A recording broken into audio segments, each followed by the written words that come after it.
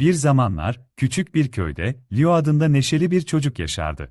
Leo'nun keşfetmeyi seven Mia adında tüylü, turuncu bir kedisi vardı. Bir güneşli öğleden sonra, Attik'te gizemli bir eski harita buldular. Heyecanla Leo ve Mia, hazine haritasını takip etmeye karar verdiler. Atıştırmalıkları çantalarına koydular ve maceralarına çıktılar. Ormanda yürürken, konuşan bir sincapla karşılaştılar. Sincap, onlara bir ejderha tarafından korunan gizli bir hazine hakkında bilgi verdi. Yılmadan, cesaret ve merakla yola devam ettiler.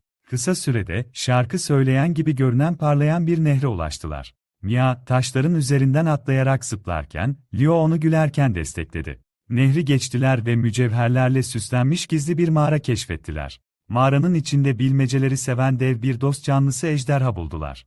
Ejderha, onların değerini kanıtlamak için onlara bir bilmece ile meydan okudu. Zorlayıcı bir şekilde düşündükten sonra, Leo bilmecenin cevabını buldu ve ejderhayı etkiledi.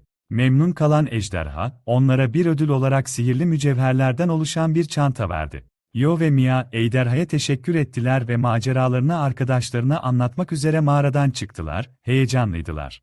Eve döndüler, kalpleri sevinç ve macera ruhuyla doluydu. O günden sonra, birlikte birçok başka maceraları oldu, öğrenerek ve keşfederek. Ve böylece, Leo ile Mia arasındaki bağ her yeni günle birlikte güçlendi.